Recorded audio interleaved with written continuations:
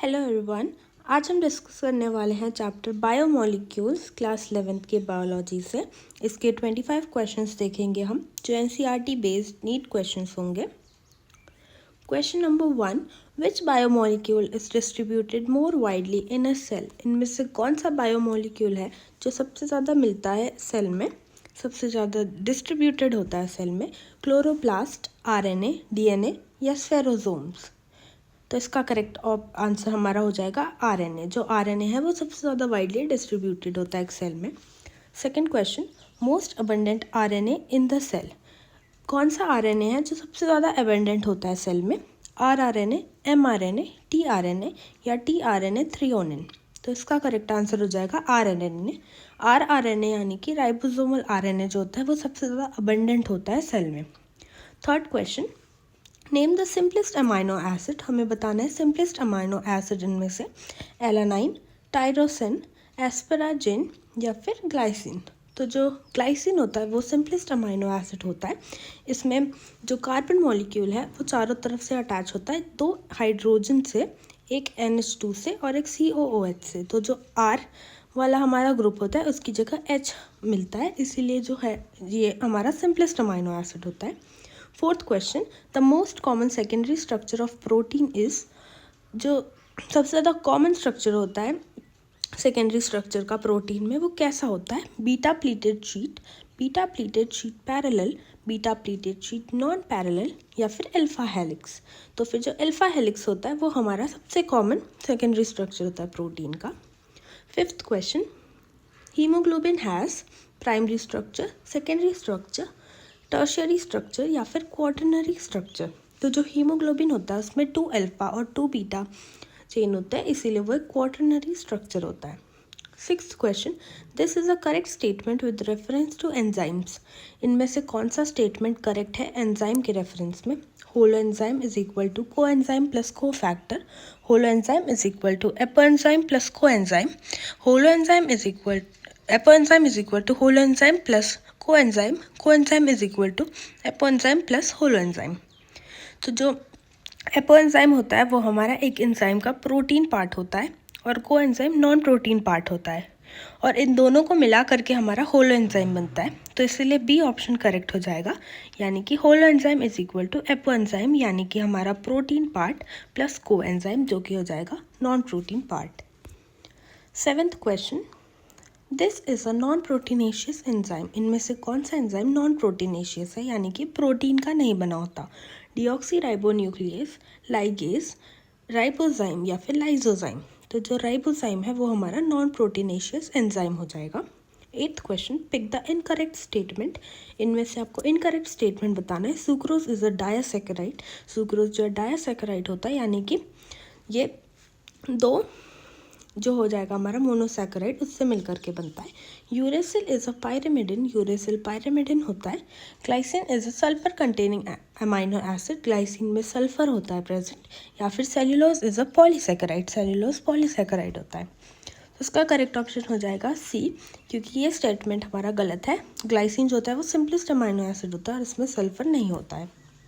Question number 9th, the chitinous exoskeleton of arthropod is formed by polymerization of? जो chitin का बना हुआ exoskeleton होता है आर्थ्रोपोड का, वो किसके पॉलीमराइजेशन से बनता है, यानी कि रिपीटेड यूनिट से किसके बनता है?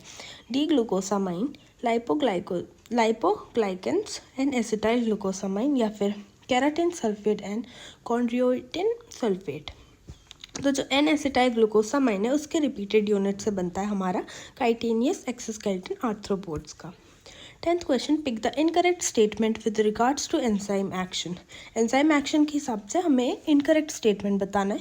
Malonate is the competitive inhibitor of succinic dehydrogenase? Malonate जो होता है वो कॉम्पिटिटिव इनहिबिटर होता है सक्सिनिक डिहाइड्रोजिनेस एंजाइम का, यानी कि जो सक्सिनिक डिहाइड्रोजिनेस एंजाइम है मेलोनेट उसके साथ compete करता है, कॉम्पिटिटिव इनहिबिटर होता है और उसके एक्शन को कम करता है। B, addition of lots of succinic does not reverse the inhibition of succinic dehydrogenase by malonate? अगर हम बहुत सारा सक्सिनेट डालेंगे तो भी जो हमारा मेलोनेट के थ्रू इनहिबिशन हो रहा है सक्सिनिक डिहाइड्रोजिनेस का वो रिवर्स नहीं होगा। C, substrate binds with enzyme at its active site, जो सबस्ट्रेट होता है वो एंजाइम के एक्टिव साइट में जाकर के बाइंड करता है। या फिर D, a non competitive inhibitor binds the enzyme at the site distinct from that which binds the substrate, यानी कि जो नॉन कॉम्पिटिटिव इनहिबिटर होता है वो एक एंजाइम के ऐसे साइट पर बाइंड करता है जो कि डिफरेंट होता है than the substrate binding site. तो इसका ऑप्शन बी जो हो जाएगा वो सही ऑप्शन होगा, क्योंकि अगर हम बहुत सारा सक्सिनेट डालेंगे तो जो इनहिबिशन हो रहा है सक्सिनिक डिहाइड्रोजनेस का थ्रू मैलोनेट वो रिवर्स हो जाएगा।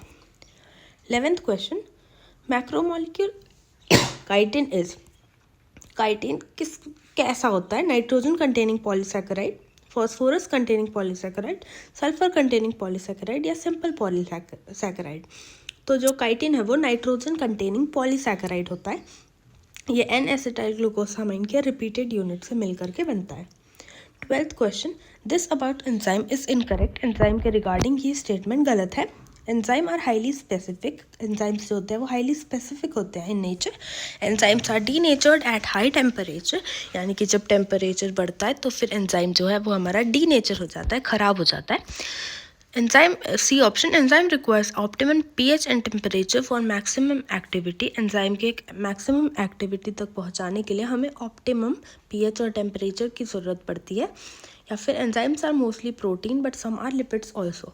तो जो स्टेटमेंट डी है वो इनकरेक्ट हो जाएगा, इसलिए इसका आंसर हो जाएगा D.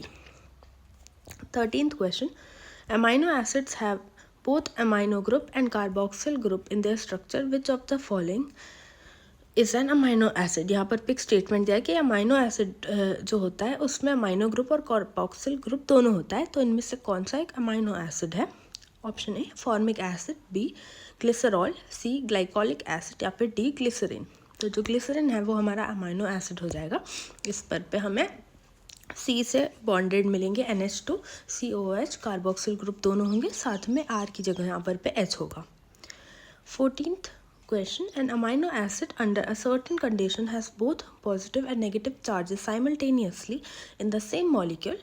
Such a form of amino acid is called, एक अमाइनो एसिड में पॉजिटिव और नेगेटिव चार्ज दोनों at the same time present होता है, ऐसे अमाइनो एसिड को हम क्या बोलते हैं?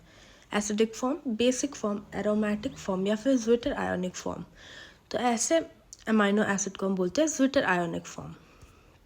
15th question, when we homogenize any tissue in an acid, the acid soluble pool represents, जब हम homogenize करते हैं टिश्यू को in acid, तो जो acid soluble pool होता है, यानी कि जो acid में soluble हो चुका है वो वाले particles जो होते हैं वो किस चीज़ को रिप्रेजेंट करते हैं? साइटोप्लाज्म, सेल मेम्ब्रेन, न्यूक्लियस या माइटोकॉन्ड्रिया। तो ये सारे जो होते हैं वो साइटोप्लाज्म को रिप्रेजेंट करते हैं, acid soluble pool. 16th question, the most abundant component of living organism is, living organism का सबसे ज़्यादा अबेंडेंट कंपोनेंट क्या होता है? सबसे ज़्यादा क्या पाया जाता है एक लिविंग ऑर्गेनिज्म में? Protein, water, sugar, nucleic acid. तो जो वाटर होगा वो सबसे ज़्यादा एक अबेंडेंट कंपोनेंट है लिविंग ऑर्गेनिज्म में।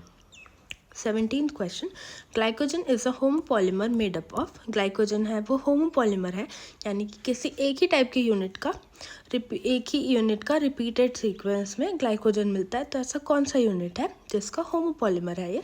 ग्लूकोज, गैलेक्टोज, राइबोज या अमाइनो एसिड। तो ग्लूकोज के रिपीटेड यूनिट से मिलकर के बनता है glycogen. 18th question, the primary structure of protein molecule has, जो प्राइमरी स्ट्रक्चर होता है प्रोटीन मॉलिक्यूल का उसमें कितने एंड्स होते हैं? 2 एंड्स, 1 एंड, 3 एंड या फिर कोई एंड्स नहीं होते। तो इसका करेक्ट ऑप्शन हो जाएगा 2 एंड्स। एक एंड जो होता है वो अमाइनो ग्रुप की तरफ होता है और दूसरा एंड जो होता है वो कार्बोक्सिल ग्रुप की तरफ होता है। 19th question, polysaccharides are formed by, जो पॉलीसैकेराइड्स होते हैं वो कैसे फॉर्म होते हैं? Glycosidic linkage, peptide linkage, phosphodiester linkage या वैन डर वाल्स फोर्सेस। तो जो पॉलीसैकेराइड्स होते हैं उनमें हमें मिल जाएगा ग्लाइकोसाइडिक लिंकेज। जो अमाइनो एसिड्स होते हैं उनमें हमें पेप्टाइड लिंकेज मिलता है और जो न्यूक्लियोटाइड्स होते हैं उसमें phosphodiester linkage. 20th question, primary storage of food in animals is through, जो एनिमल होते हैं वो किस फॉर्म में अपना फूड स्टोर करते हैं? फैट, ग्लूकोज, ग्लाइकोजन या गैलेक्टोज। तो एनिमल्स में हमें ग्लाइकोजन के फॉर्म में फूड स्टोर मिलता है, अगर प्लांट्स की बात करें तो वो स्टार्च के फॉर्म में स्टोर रहता है। 21st question, formation of complex substances from simpler compound is called as, जो सिंपलर से कॉम्प्लेक्स में अगर कोई चीज़ बन रहा है तो उसे हम क्या बोलेंगे, anabolic pathway, catabolic pathway, degradation pathway या फिर मेटाबॉलिक पाथवे। तो एनाबॉलिक पाथवे हो जाएगा इसका करेक्ट ऑप्शन, जिसमें सिंपलर से कॉम्प्लेक्स सब्सटेंसेस बन रहे हो। कैटाबॉलिक में हमें कॉम्प्लेक्स से सिंपलर मिलते हैं और मेटाबॉलिक ओवरऑल प्रोसेस को बोलते हैं। 22nd question, enzymes, antibodies and hormones are examples of। Enzyme, antibodies और हॉर्मोन्स किसके एग्जाम्पल है, कार्बोहाइड्रेट, प्रोटीन, लिपिड या न्यूक्लिक एसिड। तो ये सारे प्रोटीन हो जाएंगे, इसलिए ऑप्शन बी करेक्ट हो जाएगा। 23rd question, which of the following is a disaccharide. इनमें से कौन सा डाइसैकेराइड है, यानी कि दो मोनोसैकेराइड से मिल करके बना है, ग्लूकोज, फ्रक्टोज, सुक्रोज या स्टार्च। तो सुक्रोज का करेक्ट आंसर हो जाएगा। सुक्रोज जो होता है वो ग्लूकोज प्लस ग्लूकोज से बनता है। ग्लूकोज और फ्रक्टोज हमारे मोनोसैकेराइड हो जाएंगे और स्टार्च हमारा पॉलीसैकेराइड हो जाएगा। 24th question, inulin is characterized by. जो इन्यूलिन होता है वो क्या होता है, लिपिड, प्रोटीन, पॉलीसैकेराइड या विटामिन। तो इन्यूलिन हमारा हो जाएगा polysaccharide. 25th question, which is the most abundant protein in human body. Human body में सबसे ज़्यादा अबेंडेंट प्रोटीन कौन सा होता है, कोलेजन, मायोसिन, एक्टिन या एल्बुमिन। तो ह्यूमन बॉडी में कोलेजन सबसे ज़्यादा मिलता है। तो ये थे 25 क्वेश्चंस जो हमने डिस्कस किए आज। Thank you so much for watching.